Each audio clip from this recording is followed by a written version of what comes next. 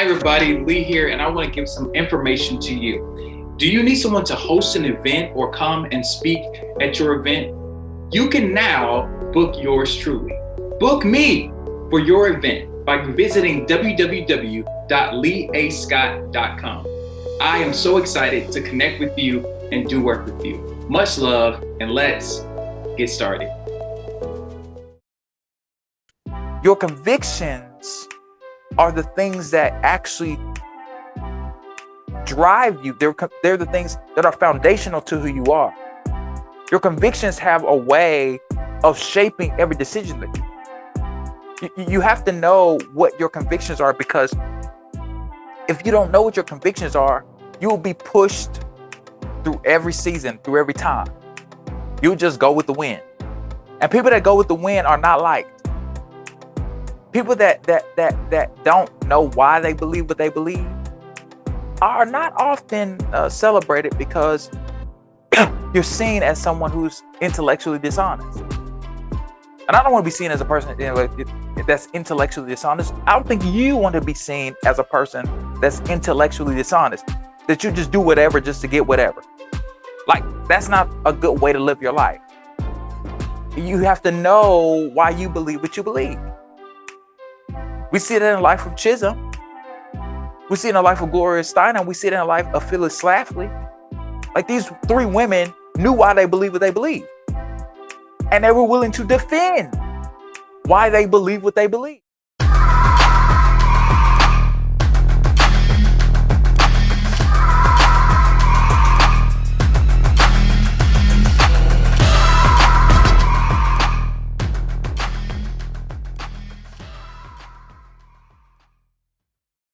Hi, everybody. Lee Scott here. Thank you for watching and are listening to this week's episode of Leading with Lee, where we talk about life, leadership, and legacy, and we're going to help you unleash your capacity and level of leadership. I'm so excited that you are listening or watching this right now, because today is going to be fantastic. But if you have not done it yet, go and subscribe to Leading with Lee on YouTube and all podcasting platforms. As you probably know, every single March, I've been doing this for the last few years, where I focus on Women's History Month. If you didn't know this, the month of March is Women's History Month, and in particular, March 8th is International Women's Day.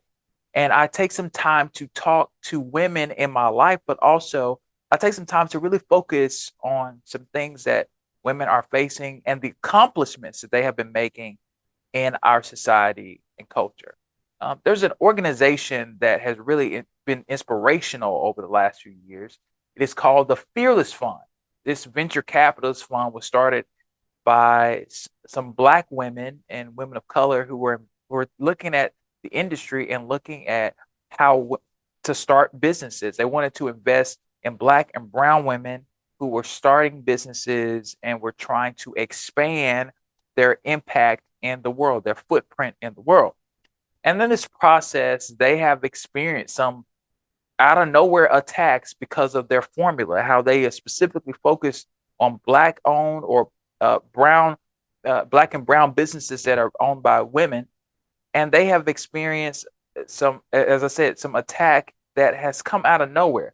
And it's so interesting that this is happening when you consider the fact that in 2021, we find that 0.34% of venture capitalist funds went to Black women-owned businesses. I'm going to say it again. 0.34% of all venture capital money went to Black women-owned businesses. Now, this is relatively shocking. Less than 1% goes to Black women-owned businesses. And overall, less than about 2 to 5% of the venture capitalist funds goes to women-owned businesses in general. And so we're seeing this thing happen where there are women that are like, why are we being attacked? Because we were taking up on ourselves to invest in ourselves. And this led me to think about some things today that I want to share with you, because I think that this subject is very important. And Phyliss Fund is facing some court challenges and different things like that. And it led me to think about this idea that I want to share with you today. And my subject for today is the quest for equity, the quest for equity. I got 4 points that I want to share, and I hope these will inspire you and challenge you to really think about how can you be engaged in the process of being effective in the work that you do, but also that you see yourself as a part of the answer to problems. So I'm going to give you 4 ideas today. My 4 things that I'm going to talk about is number 1, endurance often costs us something. Secondly, fighting back is appropriate. Number 3, stick to your convictions. And number 4, the contributions leaves a legacy. The contribution leaves a legacy. So let's deal with the first one. Endurance often costs us something. American women have made so many contributions to American society, but one of the things that happened very early on in the life of America during the 19th century was fighting for the right to vote. It started at this convention that was held in Seneca Falls conference that in 1848, these women got together and they spent a lot of time fighting for the right to vote. We saw how in different states throughout the Union, there were state campaigns, there were court battles, there was even testimony before Congress. And women have been involved for over the next decade protesting and asking the federal government to give them the right to vote.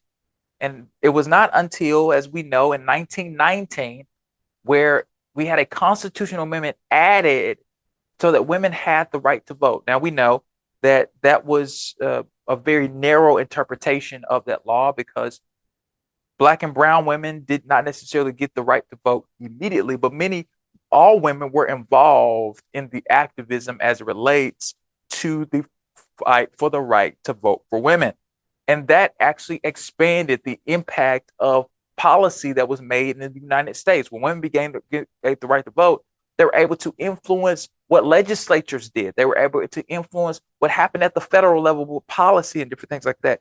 This actually gave women an opportunity to engage in the conversation that was necessary in America. And I think it's important that we not get lost in that thought process and understand that women have been engaged at this work. There were some women who never got the opportunity to see certain aspects of their work, but they were committed to the cause. And it led to 4 years later, there were some activists that began the fight for a equal rights amendment. And that started in 1923. We'll talk a little bit more about that later.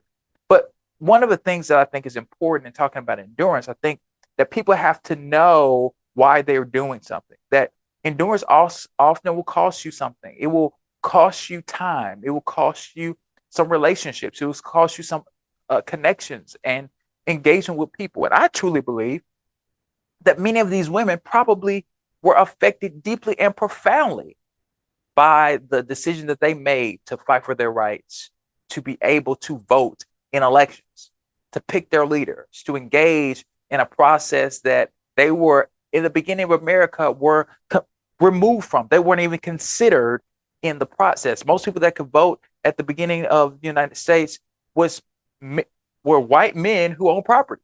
That just was the truth about America. And the reality was that women started to see themselves as a part of the process, and they began to challenge our leaders to say, hey, you need to include us in this process. We need equal value. We need to be seen as partners and a part of answering the call in America. So what we believe is that we need the right to vote. We need the opportunity to pick our leaders.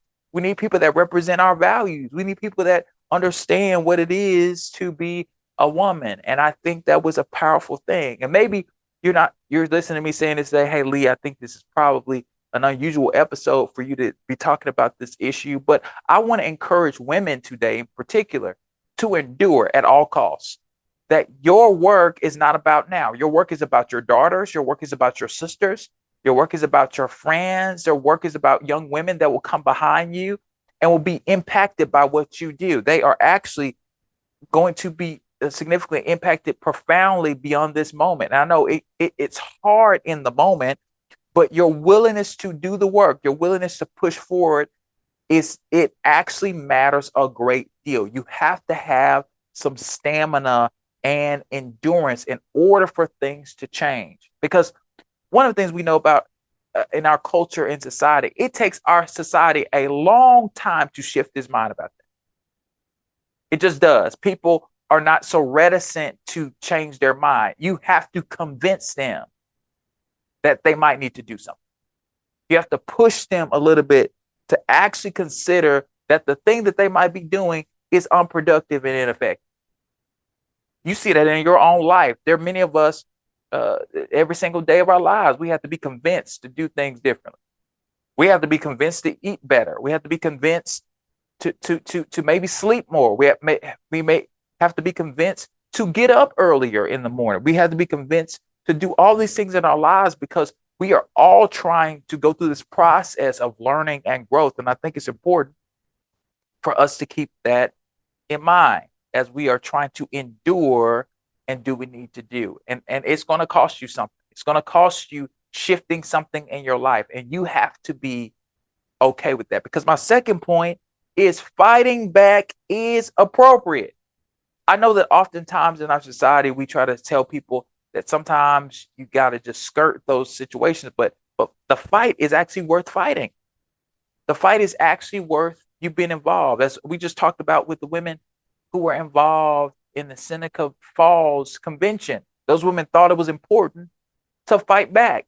They thought it was important. It was appropriate to engage in conversations that made a difference. And we have seen in American history how legal battles have transformed and pushed America towards progress in a lot of ways. We see that with many of the civil rights bills that were passed in the 1960s, and even some of the actions taken by the Supreme Court in the 1950s and 1960s to guarantee the right to vote and housing and education and all these things that were basic human rights that people needed in America. They enfranchised Black folks and brown folks into the Constitution because it was already given by the Constitution in the 1860s, that literally for 100 years the law did not do what it said it was supposed to do. So we had to pass more laws to fulfill the mandate that the 14th, 13th, and 14th and 15th Amendment were supposed to fulfill. And it's so interesting because that was a reality in American culture. We see it with the 1973 Roe versus Wade decision that gave women the right to choose as it relates to what they want to do with their bodies. We saw it with marriage equality in 2015. We see it with the Loving versus Virginia case of 1967, how it actually legalized interracial marriage. That's some of the things that have impacted America. But we also see this thing happening right now in America where it's taking stuff in a different direction. We see how the Dobbs decision, which affected Roe, has changed the national mandate for a woman's right to choose. We're seeing that happen even with states. Is now coming down to states issue, is now becoming a states issue. Is based on what state you live in, whether or not you have access to certain things. We even saw this past week where literally in the state of Alabama, there was a ruling as relates to IVF that is really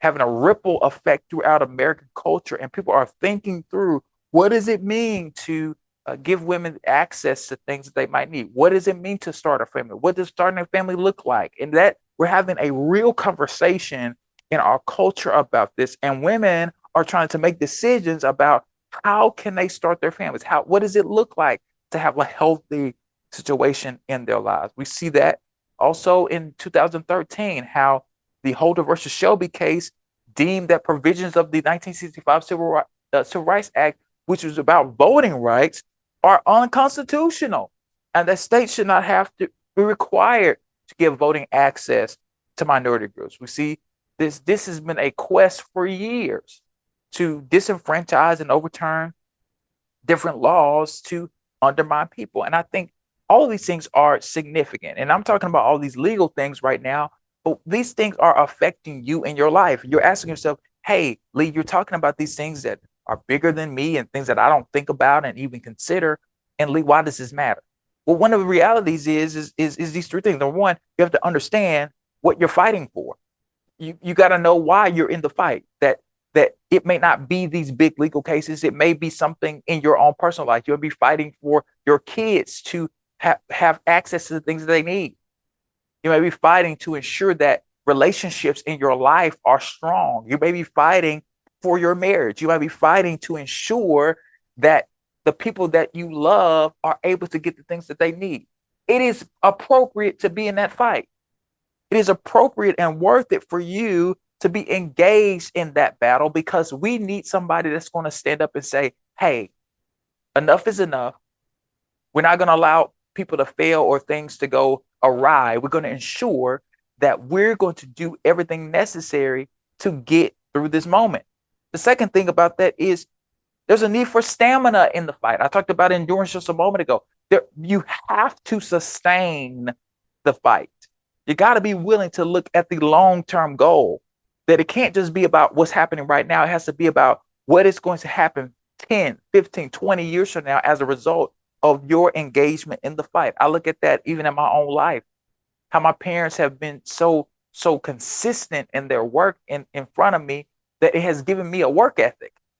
My parents may have not gotten a chance to get bachelor's or even master's degrees, but my parents endured. They stayed in the fight. They kept fighting for their family. They kept fighting for their marriage. My parents have been married for almost 36 years now, and it's because they understood that they needed stamina in the fight.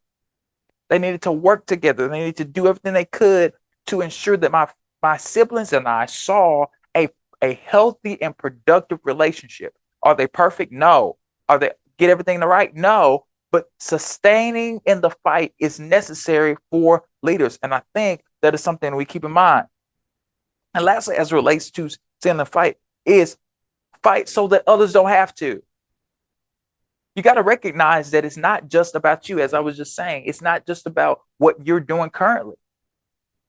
It may just be that your niece and nephew, when they're looking at your life, they're saying, wow, they stayed in the fight. They were engaged in the process. They did not give up. They were driven to do things that's impactful.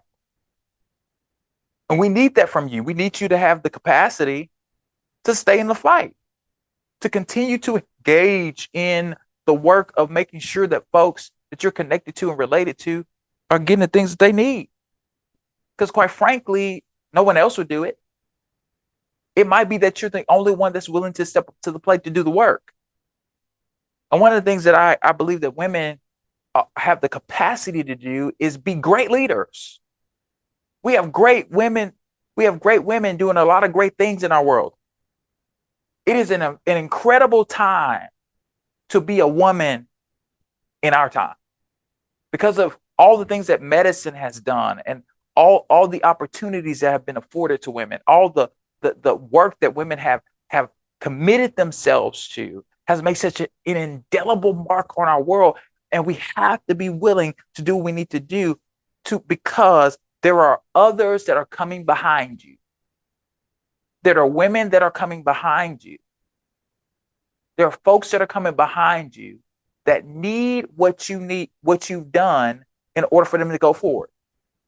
They need it as a benchmark. They needed to see that somebody else did it. They needed to see that somebody looked like them or came from the same place or came from the same area or grew up in the same time as they did and see that going towards this person, they can actually make a big difference in their world.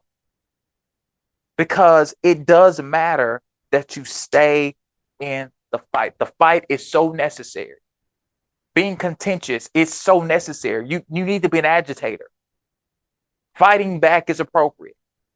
Fighting back and standing up for something actually matters. That's what's so powerful about our culture, is that we have the legal right to speak up and say how we feel about situations. We have the legal right to actually speak up and say, hey, I think this is unhealthy.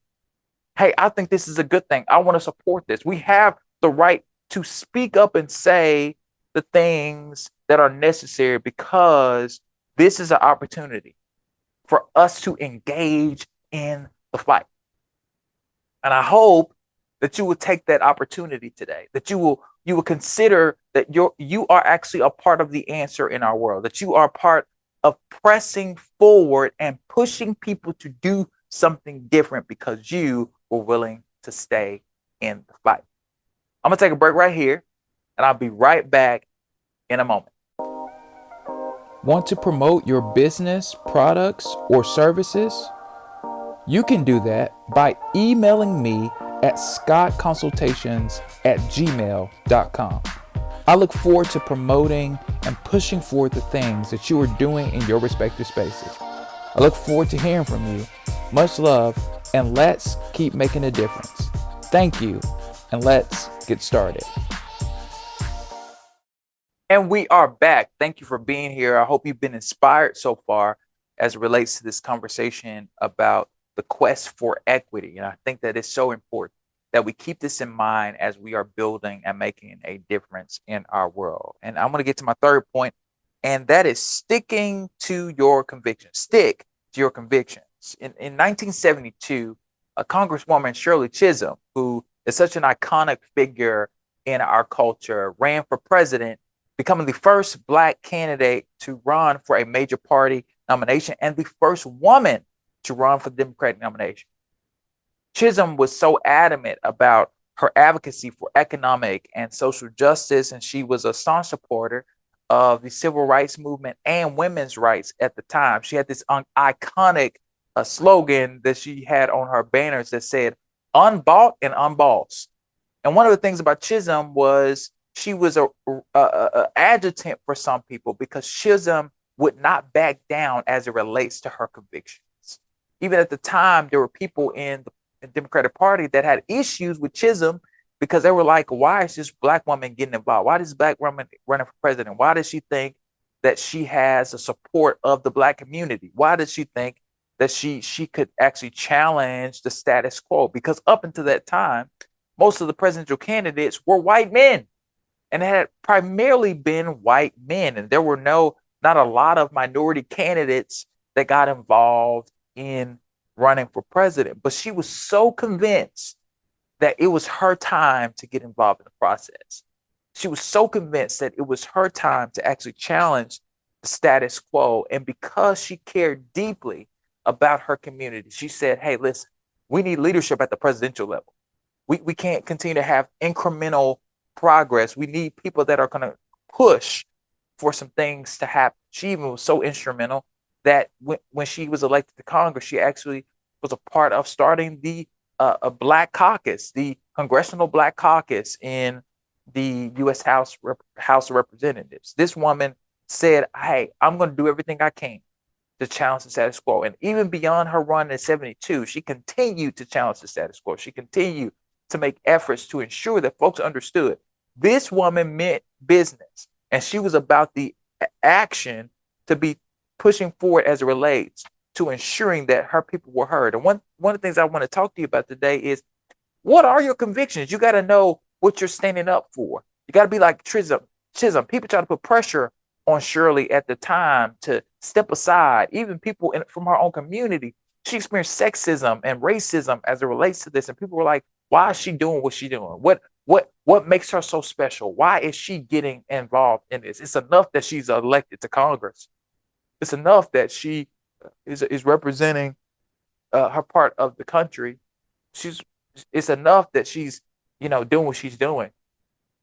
But she was a historic first. She had taken up on herself to do some things that people were not expecting her to do. And there are many people that are watching this or listening to this right now. You're asking yourself, hey, what are my convictions? You may not be a Shirley Chisholm. And this is not about you being like Shirley.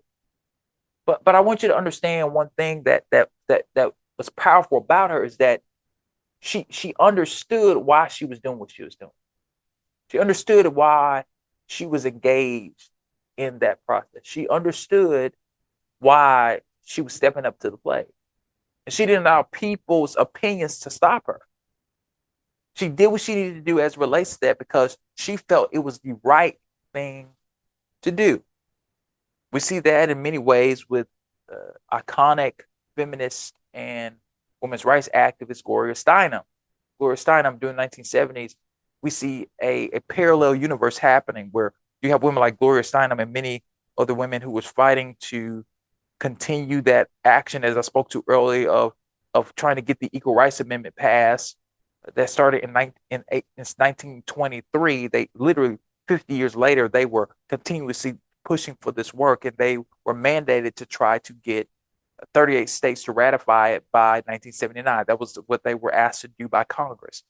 And they were able to get up to 35 states.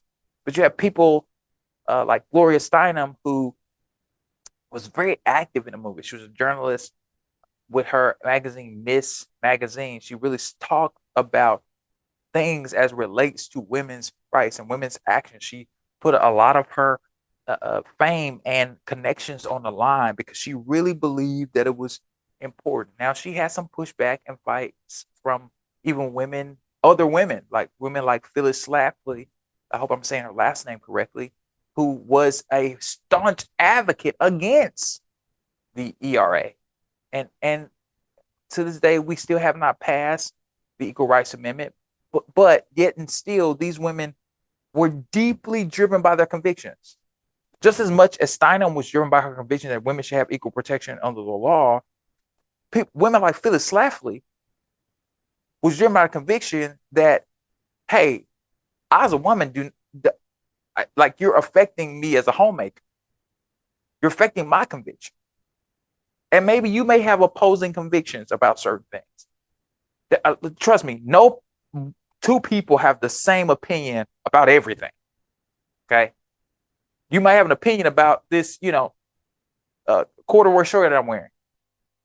No two people are going to have an opinion even about this episode. You may not receive the same thing about this episode, but what I'm telling you is that your convictions are the things that actually drive you. They're the things that are foundational to who you are. Your convictions have a way of shaping every decision that you make. You have to know what your convictions are, because if you don't know what your convictions are, you will be pushed through every season, through every time. You'll just go with the wind. And people that go with the wind are not liked. People that don't know why they believe what they believe are not often celebrated, because you're seen as someone who's intellectually dishonest. And I don't want to be seen as a person that's intellectually dishonest. I don't think you want to be seen as a person that's intellectually dishonest, that you just do whatever just to get whatever. Like, that's not a good way to live your life. You have to know why you believe what you believe. We see it in the life of Chisholm. We see it in the life of Gloria Steinem. We see it in the life of Phyliss Schlafly. Like, these three women knew why they believe what they believe. And they were willing to defend why they believe what they believe, because it meant so much to them. And my question for you, as a leader, as a woman, as a man who might be listening to this too, what are your convictions? What makes you get up every single day? What drives you to do the work that you're doing? Because if you don't know why you're doing it, the question is, why are you doing it? It's because somebody told you to? It's because you were forced to? I don't think it's a good way to live your life. You need to know why you are standing up for the things that you're standing up. Because it does matter. It does matter that you know why you're standing up. It doesn't matter that you know why you are engaged in processes. Like, you don't waste your time. Because having convictions really is a powerful thing. Do you know how many people's lives are affected by your convictions? You know how many situations are transformed based on your own convictions? You recognize that if you know what you are for, it actually affects how you operate with the things that don't align with that. You gotta know what you're for. And there are many people right now that they're really trying to process or think through what they are for. And one of the things I know to be true is that crisis has a way of teaching you that. Situations, unexpected situations happening, has a way of unearthing things that you haven't even thought about. You hadn't even considered in your mind because it wasn't a reality for you. Right now in my life, I am 30 years old. I'm getting married soon. And like, there are some things that I don't necessarily have a conviction about yet because I haven't experienced it. But my friends who are married and have kids, oh, they have some convictions that I don't have yet. Because there's an experience that they are having at 35, at 32 and 33 years old. My friends who are expecting right now, there's some convictions they're having because they're about to have a child. There's some convictions that some of my friends are having that are on their second or third child. There's some convictions that my parents have because they have adult children. Right?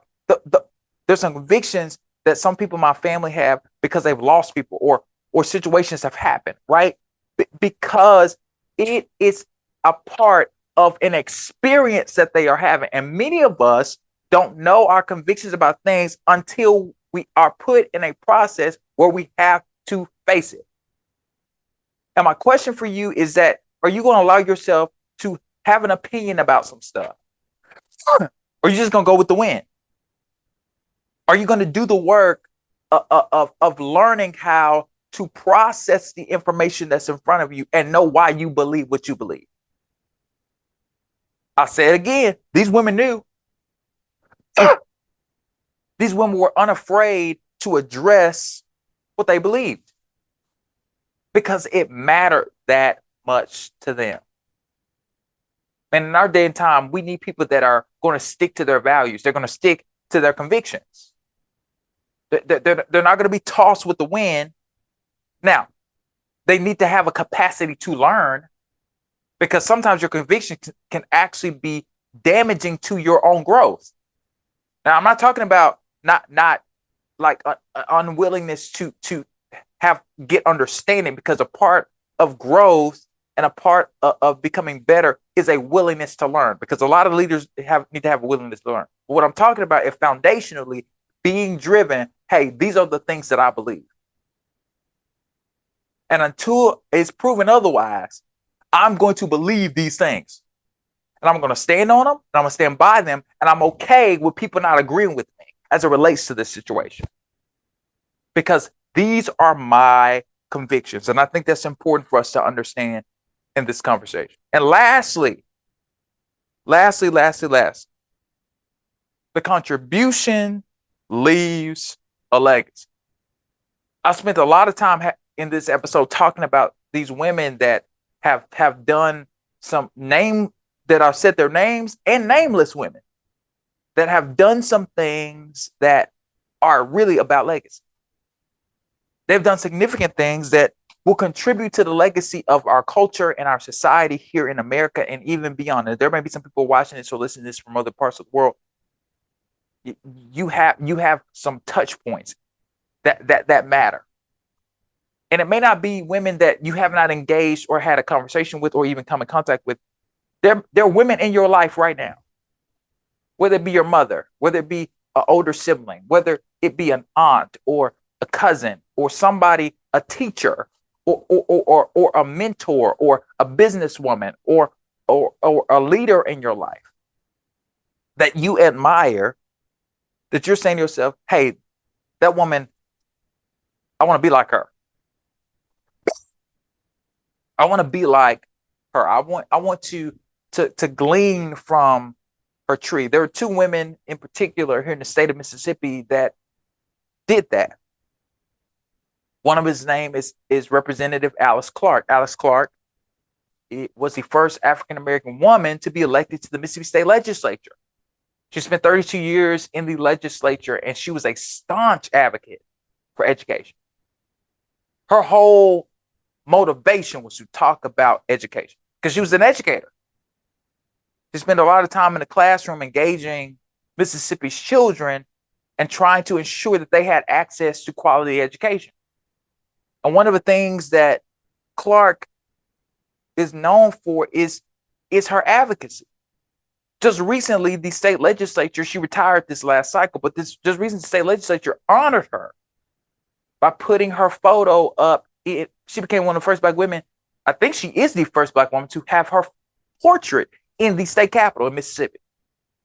They put her in a special room that is dedicated for debates as it relates to educational policy.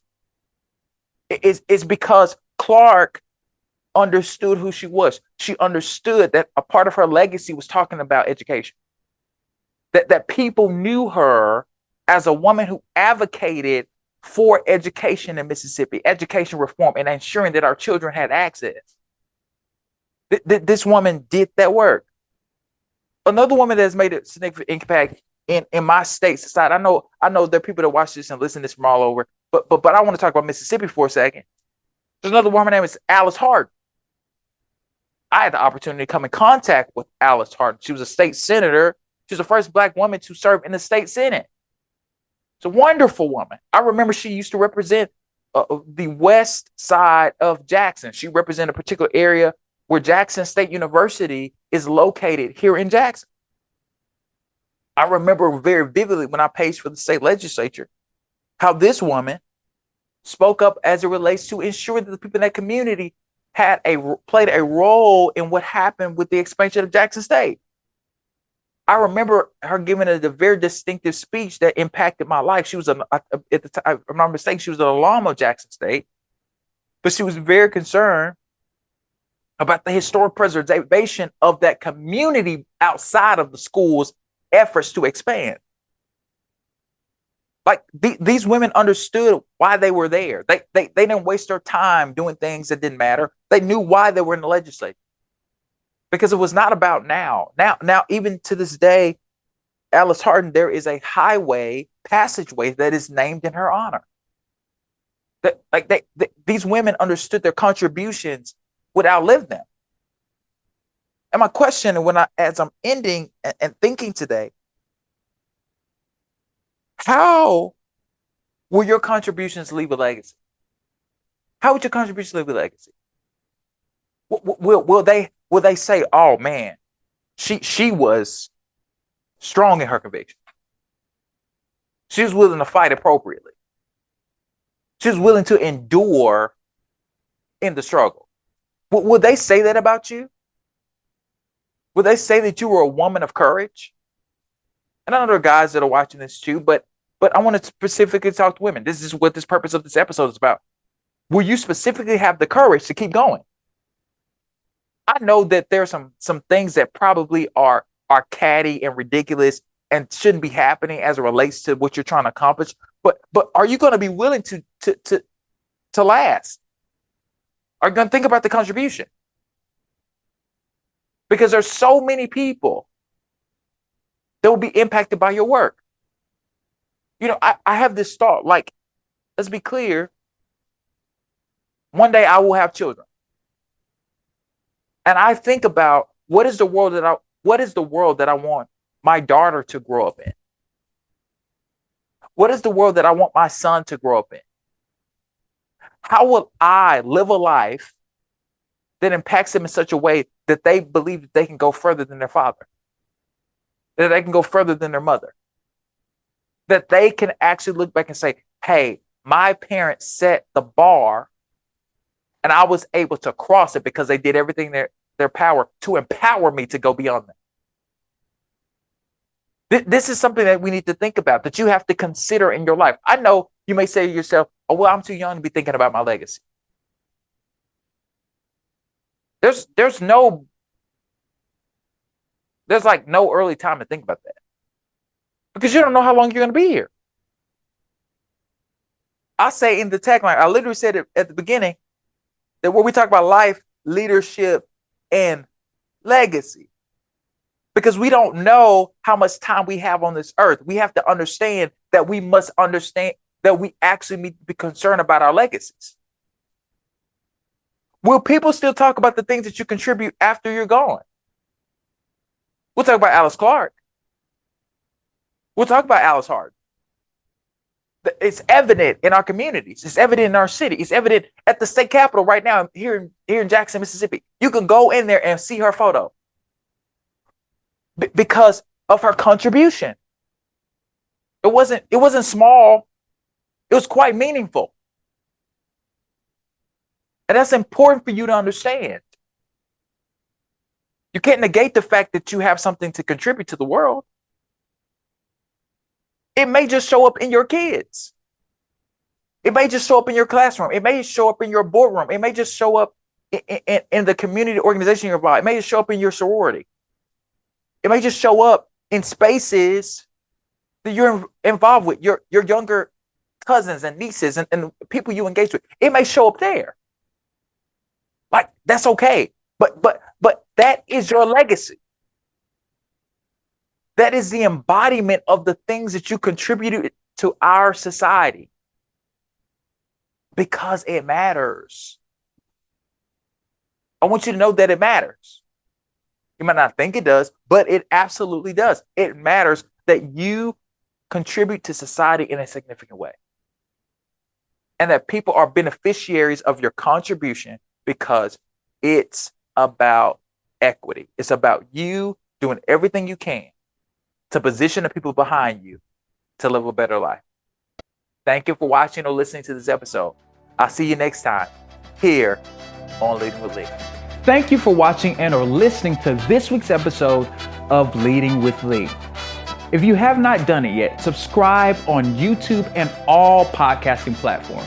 If you want to get more information and connect with me, visit me at www.leeascott.com or follow me on Facebook, Instagram, and Twitter at Lee A. Scott II or Lee A. Scott II. So, thank you for watching. Much love, and let's get started.